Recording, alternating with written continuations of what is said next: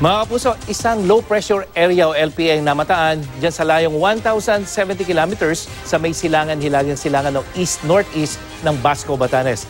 At sa datos ng Metro Weather, mababa lang ang posibilidad na maging isang bagyo ito, pero dahil sa LPA ay lalong lumalakas itong southwesterly wind o yung magiging hanging habagat, kaya posibleng ito na po ang maging dahilan para magsimula ang tagulan.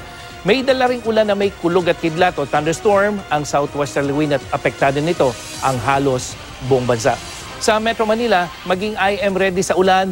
Bukas pa lamang yan ng umaga hanggang sa hapon yan. Pero yung init factor natin, posibleng umabot pa rin ng 40 degrees Celsius. At makakaranas pa rin tayo ng ulan hanggang sa araw ng Biyernes. Maghapon namang maulan dyan sa mga rehiyon ng Ilocos, sa mga probinsya ng Zambales, Bataan, at maging sa Southern Luzon, yan yung Bicol Region, Calabarzon at Mimaropa. Sa halos buong Visayas at dyan sa may Zamboanga at Sulu sa Mindanao. Habang sa hapon, may ulan na rin sa malaking bahagi ng bansa, Luzon, Visayas at Mindanao. Kaya mga kapuso, huwag pong kalimutan ang inyong mga payong.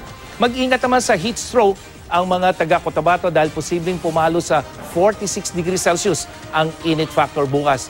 Malisangan din dyan sa may Tugigaraw at Zamboanga na nasa 45 degrees Celsius ang damang init. Habang 44 degrees Celsius naman ang heat index dyan sa may Cabanatuan at Catarman at 43 degrees Celsius naman sa Dagupan. At yan ang latest mula sa GMA Weather. Ako po si Nathaniel Cruz, magplano para sigurado. I am ready. Serbisyong totoo ng GMA News.